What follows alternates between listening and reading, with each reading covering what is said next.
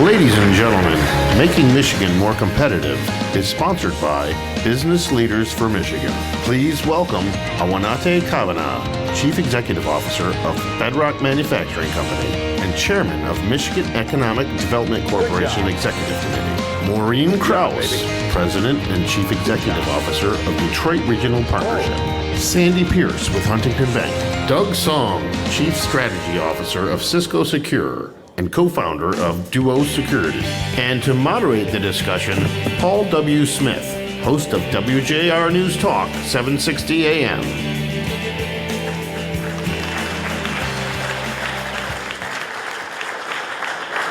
All right, we've had a long, it's been a long week, and it's been a great week, and going into this weekend. Pretty happy with the weather here? Mayor Archer, you remember when it snowed when we were up here. So it's a beautiful week we've had, and I think it's been a beautiful conference, and I thank Sandy Baruah and all of his hardworking team and staff. They've done a great job. All right, we come here with a simple question that, boy, if we can answer this, we'll have accomplished a lot. The question is, what do we do to make Michigan more competitive? What do we do to stop hearing about major companies, including some of our own, going elsewhere to expand? We need it to happen here.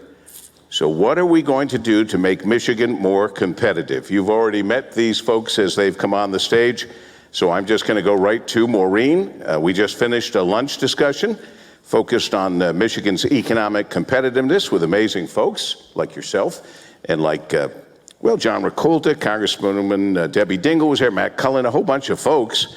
So share a brief summary of what we heard and the ideas suggested that rose to the top of your list, Maureen. Thanks, Paul W. It's terrific to be here. You know, the main conversation that I think we all had was around talent. We have terrific talent here, second largest number of engineers in the country. Our manufacturing talent is very experienced, but we don't have enough of it. It's not a unique problem to Detroit. So how do we keep the talent we have? And how do we make our talent smarter and more able for the jobs of the futures? I would say that was a main theme of what we heard. We have Sandy Pierce to thank for putting the topic of Michigan's economic competitiveness into this agenda of the conference this year. Sandy, what pushed you to ensure that we talk about economic competitiveness this year? What was it, Sandy? The example that I want to give, we can all look at other states that we've heard that companies even that are headquartered here have gone to. And the example that I want to give is where our company, Huntington Bank, is headquartered in Columbus, Ohio. And they entered the RFP process for Intel in May. And in 7 months, they won a $20 billion investment for the largest chip manufacturer in the world in Columbus, Ohio. So that's why I became so interested in, it's not the weather, what are they doing that Michigan isn't? Number one, they had a great site that offered infrastructure and that offered flexibility for growth beyond the site that they needed. 926 acres that was put together by a private entity. And they had heavy and reliable power near them, and they had water and wastewater capacity. Number two, strong workforce and talent commitments. Every engineering college in Ohio committed to providing graduates to Intel. Every community college in Ohio and every technical college joined up to participate, not compete with each other, participate. Jobs Ohio has succeeded regardless of who was in the administration, who was in the governor's office. Not always easy. There were obstacles that they overcame on every administration. But that is talent acquisition incentive, Jobs Ohio. Number three, incentives. The Ohio legislature passed a mega project incentive in last year's budget before Intel allowed property tax abatements and the job creation tax credit to go to a 30-year term. And finally, speed. And Ambassador Rakolta talks about this all the time. The cohesiveness in that state, regardless of your party affiliation, the private and public partnerships, it won what will be, is predicted, to be $100 billion of investment in that area and 500,000 new residents over the next 10 years. Good things to think about for sure. Awenate, in addition to your day job at Bedrock, you also chair the MEDC, so you're ball development all the time. From the MEDC's perspective, what is Michigan doing right in the fight to attract and retain employers in Michigan, and where do you think Michigan needs to do more? Thanks for the question, Paul. It's a lot of what the MEDC does right is indicative and shown by some of the projects that we've gotten recently with the leadership of the new CEO, Quentin Messer Jr., some of the senior leaders that we've added over time more recently, and the team that was there before. I believe that the MEDC has really been able to find their sweet spot with getting big projects and getting small projects as well. Small business has been a focus since the beginning of the pandemic, and that will continue as well. As Sandy mentioned, there are also things that not just the MEDC, but we as a state can do better, both private, public, governmental, nonprofit, and it starts really with a clear vision. A vision that we can articulate and execute upon, because I think everyone agrees that Michigan wants to win. We want to win projects, we want to grow the population, we want jobs, we want great lives, but we have to be able to first articulate a vision, develop a strategy that involves education and economic development. And when I say education, it's everything from pre-kindergarten to 12, it's university, it's workforce development, and then looking at some of the things Sandy said about speed, making sure that we have all the players at the table developing tactics, and not just government, but including government, because those of you that have been coming to this conference for many years will realize there's been versions of this conversation for decades. And so we need to pick now as the moment where we're going to show resolve to solve these issues. Finally, this is an issue that is not just competing with our other states in this great country. We're competing with the world now for business and opportunity. So I'm going to ask a gentleman who has a lot of experience in that area, Doug Song, who works at Cisco, which of course is national and international. From your perspective, Doug, is Michigan competitive? And if not, why not? So I think we have a larger role to play, particularly in the new jobs, the new economy of technology, innovation, and so forth, than we actually get credit for. Right? People don't generally think in tech of Michigan essentially as a growth state. I think it's evidenced by the fact that we have not actually grown our population and so forth. But neither do they actually think of auto actually as a tech industry, which actually is. The big challenge, though, is that as the World Economic Forum, they just had a report on the future of jobs. There's 75 million jobs that will be displaced by technology, with 133 million new jobs being created that are digital. And we have to fight harder for the jobs that remain in manufacturing. Our manufacturing levels are back up, but with a third less jobs. And in some cases, like an EV, as many of you know, it takes 30% less labor to actually develop. So we have to fight harder for not just the jobs that we have, but for the jobs of the future. And those really are driven by technology innovation. If you look at what Jobs Ohio X are doing, they're talking about the fact that the economy of the future for Ohio is being driven by technology innovation. We have all that here. But we don't bear that reputation in many respects for, again, how folks think about us. And so I think there's a lot more that we have to do to line up a reputation for Michigan as a hub for technology and for innovation. There's a lot of concern about this. In fact, somebody at the luncheon earlier, when we were saying it's a conversation about making Michigan more competitive, they said this is a crisis. We're in a crisis. I want to hear what you guys say about that. Just speak up. You know, I like what you just said, but we have to worry about K through 12. And when you look at where we stand in the state of Michigan, let's not go global right now. Let's just stay in the United States of America. We are 33rd in the 8th grade math scores, 39th in 4th grade reading. We're 41st in high school graduation. We have to invest in our children for the jobs of the future. And we have to have them graduate and give them a path for jobs that will be available. But people aren't going to come to the state when they look at those statistics and they don't have the talent here. So one thing I'll add, Paul W., and building on that, it's that investment. As a state, we have not invested for a long time in many things.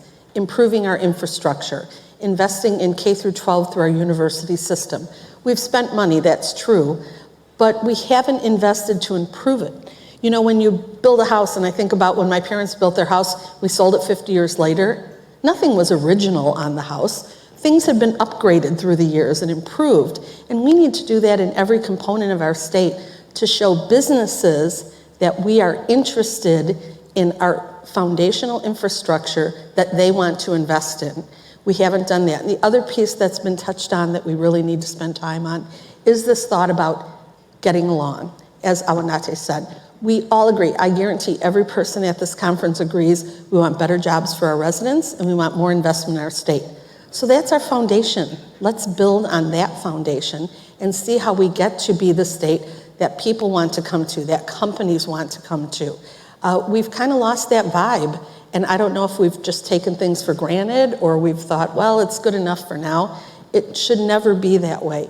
We have to look at investing and having the thought that we should always be looking to do better. The two things that you said, investment and getting along, are actually related. You can't make the investment unless you're getting along, right? So when you go to other states, and I've talked to friends that have competed for jobs and had RFPs, states that you wouldn't believe based on the ranker publicly show up with their governor, the leader of their state house, and the leader of their state senate, all talking about come to X state. And that doesn't necessarily happen here all the time, or rarely ever. And so to make sure that you have that investment, whether it's education, economically, workforce, talent, all the things that we named, you have to have that spirit of collaboration. I think one thing that is important to note is that, for those jobs of the future, right? Even now, pre-pandemic, 1 out of 67 jobs, according to LinkedIn's chief economist, were actually remote. But post-pandemic, currently, 1 out of every 7 jobs posted is actually remote. Place matters more than ever. And I think we have not done enough to really, again, build the kind of aligned vision of what we want this place to be at a time where, again, folks are wondering, is someone going to kidnap our governor? And, all this. It is a race to the bottom, when we're only having conflict, East versus West, union versus management, black versus white. We do have to come together in ways, again, that, demonstrate that we're all in it to win. But look at what we do have in Michigan, and I like to repeat some of the stats. I mean, we have 11,000 inland lakes. We have 19 million acres of trees. We put the world on wheels. We have the best engineering talent in this country, and we control 30% of the freshwater surface. So those are pretty good natural resources and human resources to brag about and to attract people if we can come together. Arts, culture, sports, we have so much. Right. Well, then it comes back down to, then what the heck's going on? I mean, sounds great to me, but I live here. Right. What are we losing?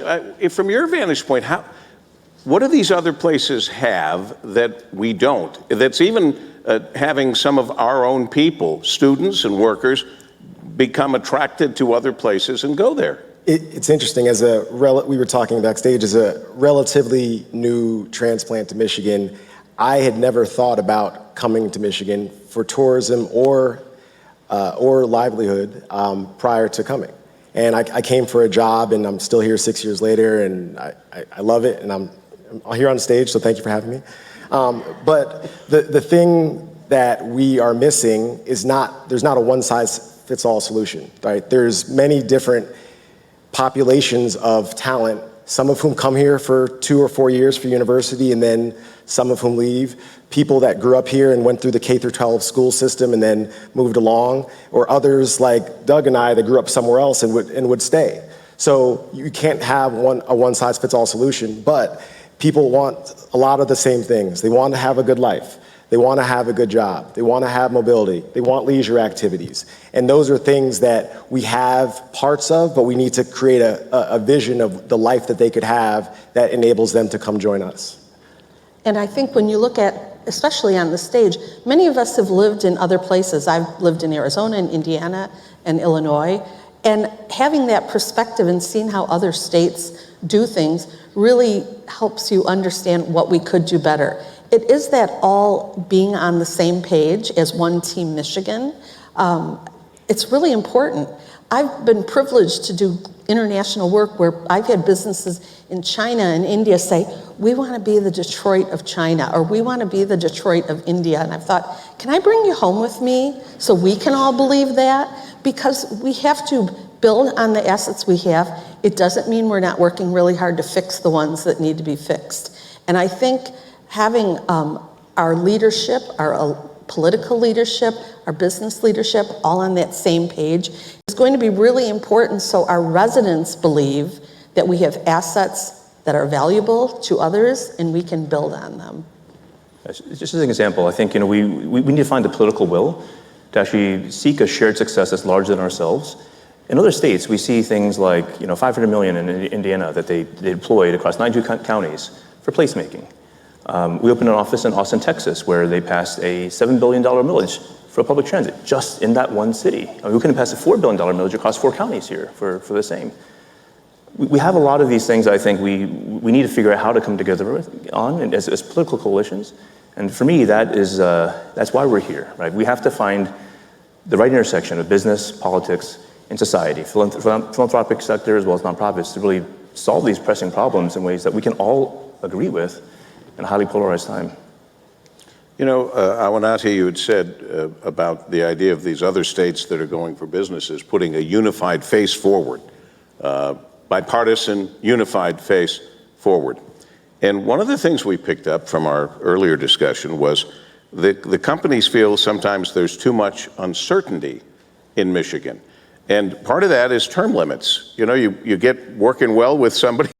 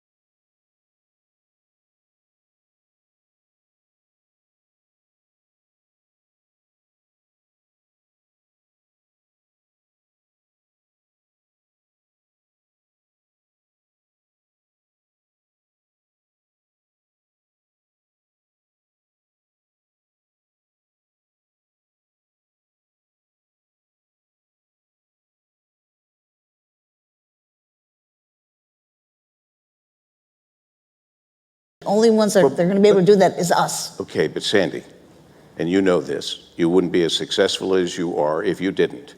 We can say these things, but our actions are what speak louder to everybody looking at us around the country. So Paul W., I didn't want to give this example, but I think it's just a stark example of what we deal with. In the past year, I've spoken with 3 companies, 2 from overseas, 1 from another state. And I have to say, kudos to Detroit. You are not my first talking point anymore where a company asks, oh, how are things in Detroit? Mayor Duggan, the team, spectacular job. It's not a negative anymore. It truly isn't. No. But I'll tell you what is, and you're meeting with a company that wants to invest millions in your state, and their first question is, do you really want to kill your governor in Michigan? How in the world do you start a business conversation with that? No, we don't. But the company starts it with you. I don't start it. But the company, that's our image. So we have to, I agree with you, Paul W. We have to talk about what we agree on, but we have to learn those lessons and listen to what others think of us and look at other examples and move forward from there. Let's give a round of applause to these folks. Panel number one. We have another panel coming our way. Thank you, folks. Thank you.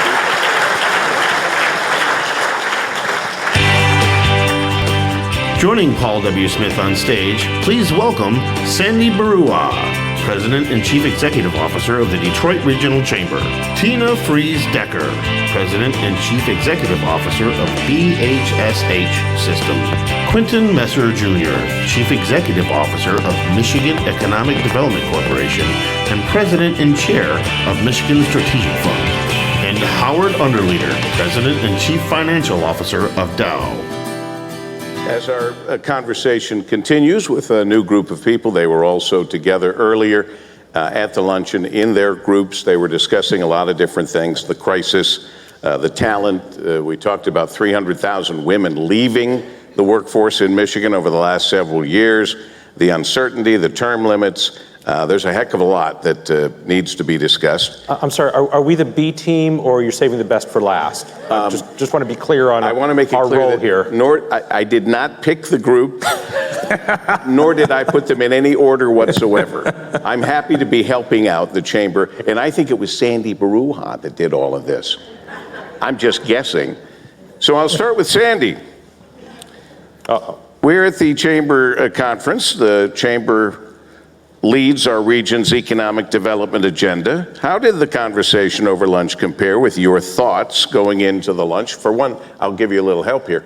I never thought people would look at Michigan and say, I don't want to go to Michigan, they're always fighting. I mean, it never occurred to me, ever. Yeah. Well, listen, in terms of, what I thought we would hear at the lunch and what we heard at the lunch, it was what I thought we were going to hear turned up to 11. Right, and here's I heard this, and I'm going to refer to my friend Jeff Donofrio. It was what I thought we were going to hear turned up to 11. Right, and here's I heard this, and I'm going to refer to my friend Jeff Donofrio. We need a handful of things, right? First that help put that together. And the other good news is, my friend Quentin, we stole him from Louisiana, and he's done a fabulous job. So two really good things, right? But what I heard and what I feel, and I'm anxious for everyone else's comments too, is that we've got a long way to go. Jeff Donofrio at lunch talked about where is our common shared vision of where our economy is going, what our industry needs, and how are we mapping to that, right? How are we mapping the skills of tomorrow that are where we have competitive advantages? What are we mapping to that, right? How do we, ensure that we make the state more attractive for, especially young, talented people, and how do we then communicate that to people? And then finally, the sense of urgency, and all of our friends, John Ricolta has really been pushing on this, which is we need a sense of urgency. We need action. Not soon, but sooner than soon. And he's talking about a commission, and maybe that's the right idea, but whatever we need to do something robustly, we need to do something big, and we need to do it quickly, and it needs to be in a bipartisan way. I think the way it was summed up, we are, no matter what, playing catch up. Yeah, absolutely. And that's not always a good position to be in, but it is important to recognize the position we might be in, and now do something about it. And we've talked about this. We've talked up on this island for years and years and years about problems. We've walked off this island.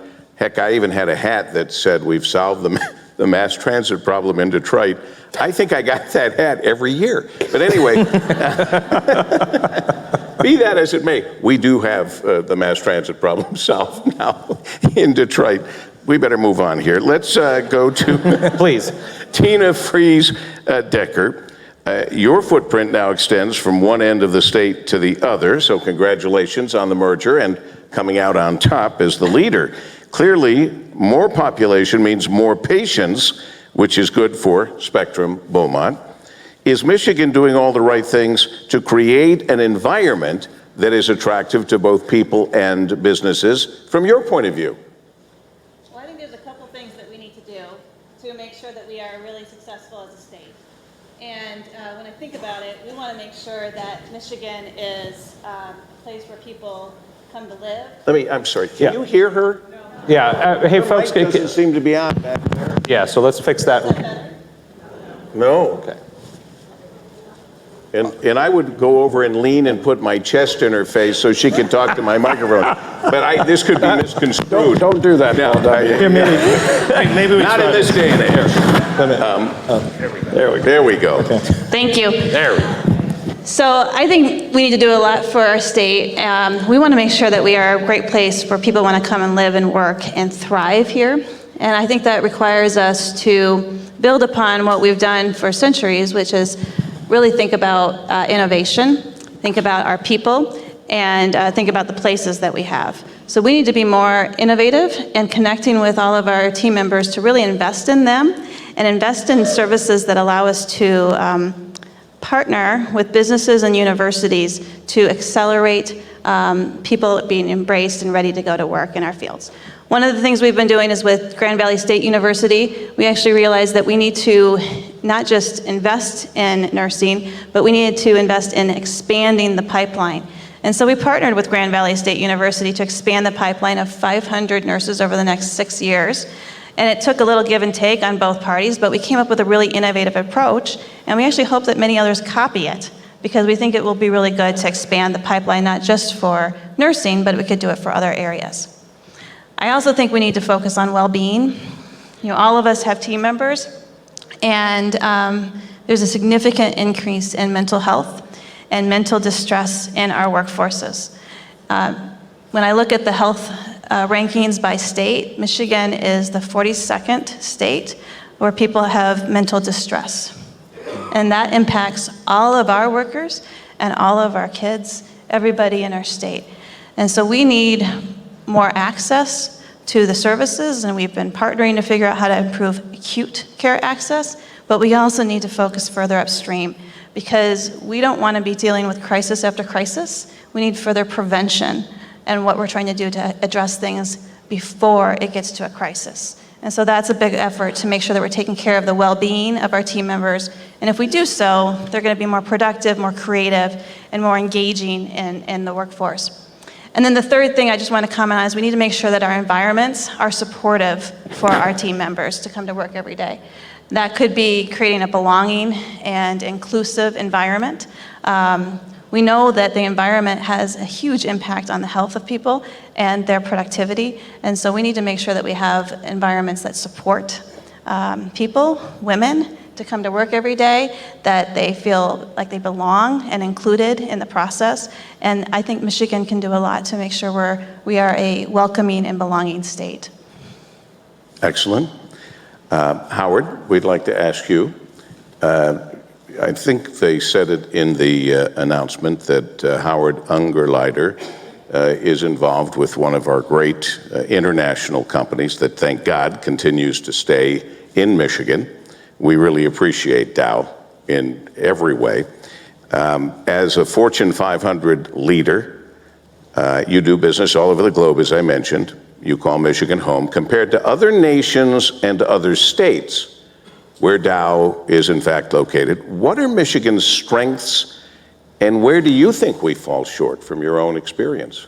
Yeah, Paul W. Well, thanks for, we appreciate you as well, and certainly representing Dow, representing the Great Lakes Bay region, Midland. Thank you for everything that you've done. I know you've come to the region quite a bit. Last couple of golf tournaments, the Great Lakes Bay Invitational, which is an LPGA event. You've been there live, and really appreciate that. I also serve, I have the pleasure of serving as the chair of the Business Leaders for Michigan. And we've recently put together our Compete to Win plan. And so just a little plug for everybody. I see Jeff and Ryan and this. I'm doing your work, Jeff. Go to businessleadersformichigan.com, and the Compete to Win plan is right there. And it really says we need to focus on 4 things to be a top 10 state. We need to do better by our kids. We need to invest in our people. We need to help reinforce and be supportive of Quentin and the MEDC and really advance economic development. And we've got to get the basics right. And I would say, I am an optimist, and while there's fighting and all of those things in Michigan and frankly around the world too much, we are playing catch up, right? But we are catching up. 12, 15 years ago, Michigan was a bottom 10 state across almost every dimension. Today, we are middle of the pack. So we have caught up, and we should be very proud of all the work that the governors and the legislature and the business community and all of us, frankly, as citizens have done together to get us to the middle of the pack. That Compete to Win plan and those 4 bullet points really will get us to become a top 10 state. And there's really reason to be optimistic. If we were a top 10 state today, we would fundamentally have more than 350,000 more jobs. That's the equivalent of all of the U.S. employees of Facebook, Google, and Apple relocating to the state of Michigan. The average household would have more than $11,500 of additional household income. We would be adding about 60,000 new Michiganders or Michiganians, and I don't want to offend anybody. I'm sure there's some of each of you in the room. But we'd have more than 60,000 new Michiganders every year. That's like a new Royal Oak, or almost 50% larger than Midland every year coming to Michigan. So there's great opportunity, great optimism, but we've got to do better. With your golf tournament, with the Movement Festival that just happened back home, with the great Chevrolet Detroit Grand Prix on Belle Isle, presented by Lear, which will soon be next year downtown Detroit. Every time we come up with one of these must-see events that people write on their calendar the year before and say, I'm going to go to Detroit and I'm going to go to that, they come in here and get a whole different perspective of Detroit. We've all seen it. We've all heard it. We've all had people say, wow, I've never seen anything like this. This is not what I expected. Chet Huber, the father of OnStar, who's now teaching at Harvard Business School, brought in, I don't know, is Mayor Duggan here? I don't know, 62 students, 60 students. Well, you did some stuff with him too. Yeah. Of these Harvard Business School kids. Brought them in here. They had lunch at the backyard of the Manoogian Mansion. They went in through some of the auto factories. Christopher Illich made it possible for them to go to a Tiger ball game. They got a great visit to Detroit. Now, those are 60 kids who I can promise you have never thought of Detroit as a potential destination once they get out of Harvard Business School. And I can promise you that some of them now feel that way, and they've already said, because they take these kids around the world, and they stopped doing it for a couple of years because of the pandemic, so they said, let's start it back, but let's start it in America. Where do we go? And because of Chet Huber, one of the places was Detroit. I thought that was spectacular. I never would have heard about it. I just ran into Chet Huber. We need to talk about some things like that. I suspect Dow has invited students from around the world to see what you do and to do what you do. And Quentin Messer, who Sandy just heaped praise on as he came out from his job in New Orleans. He was a New Orleans superstar. Now he's a Detroit, Michigan, and Michigan overall superstar. He had a stellar record of business attraction in New Orleans, and we're lucky to have you in Michigan. That's a fact. You're too kind. And now that you've been here a while, give us your analysis of Michigan's approach to attracting new businesses and the best practices you want to implement from your previous assignments. Sure. I think maybe there's 3 things. Gratitude is the seed for getting more. So I'm grateful to be sitting on stage with leaders like this, being here at a conflab. We have some of the best minds globally that are thinking about how to change the marketplace, whether it's healthcare, whether it's research, chemicals, financial services, mobility, you name it. So gratitude is the seed for more, so we can't lose perspective on what we have. The second thing are 2 things that my dad told me. You have to be your own best critic. You have to be relentlessly objective, but you also be your own best cheerleader. We are very good at being the critic, We must celebrate what we have here. Think about the fact that Dow continues to make investments here in Midland, Michigan. Think about what Tina and her team are doing at BHSH system. They could be doing other things, but they continue to invest in Michigan. We continue to be able to keep Sandy here when every chamber, every organization in the world is trying to recruit here. People want to be in Michigan. Yes, there's work to be done. 3 quick things. 1, we need to win the talent war. We will. I think Tina raised a critical point. When Michigan decides, and I think this is a challenge, to become the best mentally healthy state for entrepreneurs and employees, that's going to be tremendous. 2, there's obviously, we talked about sites. We need to make shovel-ready sites. Ambassador Ricolta, Ray Curry, Congresswoman Dingell wrote a praiseworthy op-ed in Cranes. And the final thing, I encourage everyone, please speak life into our great state. We have a wonderful state on 2 peninsulas. We take a backseat to no one. The last thing I'll say, you never meet a Texan who tells you how crazy Texas is. They tell you that God shines brightest on Texas. Everything's bigger and better in Texas, just ask. But everything is better in Michigan. We have to own and celebrate that. Paul W., maybe just to add a couple of thoughts to Quentin. I think one of the other things, and we're really starting to ramp, with the infrastructure spending that we've agreed to do and the big economic development package that we've agreed to do, that's real progress, and I applaud the governor and the legislature for getting all of that done.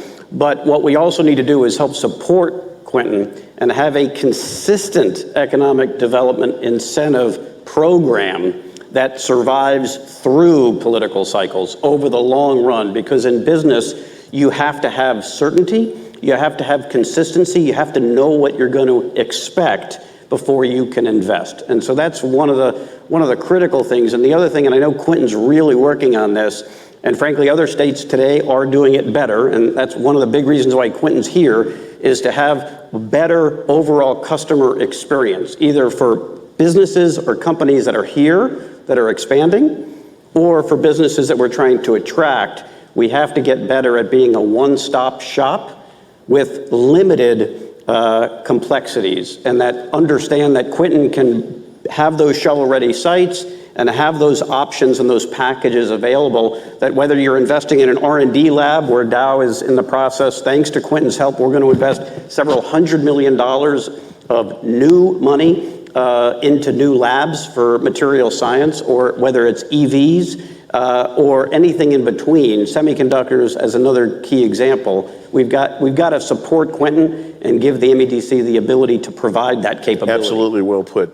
I appreciate Quentin's comment about gratitude. It is really amazing to work with people here in Michigan, and I think there's 2 things that we can embrace right now to helps us with the competitiveness, and that is collaboration across industry, across the entire state, across everything, just really thinking with a full heart of how do we collaborate to get this done, and then have the courage to take the first step and risk some things, try some things out to make sure it's better, because we will never improve if we don't try, even if it's a small step, to move forward. And just a quick last thought, in line with what Sandy Pierce was talking about. We really are what we tell people we are. And we used to tell people we were a mess.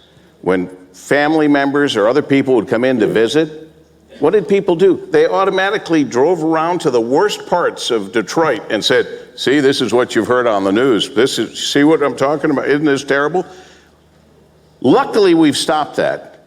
Now we have plenty of great places to take people and show them and brag about our great state of Michigan. We are now all officially deputized to help Pure Michigan, to help Quentin, to tell businesses they're going to love being in Michigan, because we know this is a great place to live, work, stay, and play. Thank you.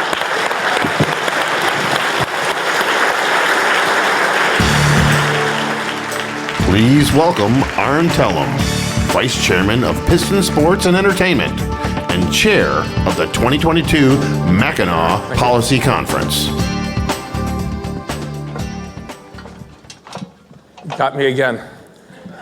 I'm honored to be here and introduce our next featured session, a fireside chat with Emmy Award-winning NBC broadcaster, Ann Arbor resident, and Michigan's own Mike Tirico, who's done tremendous work for us this week, and a man who is dear to my heart, Flint, Michigan native, founder and chairman and CEO of Platinum Equity, and Detroit Pistons owner Tom Gores.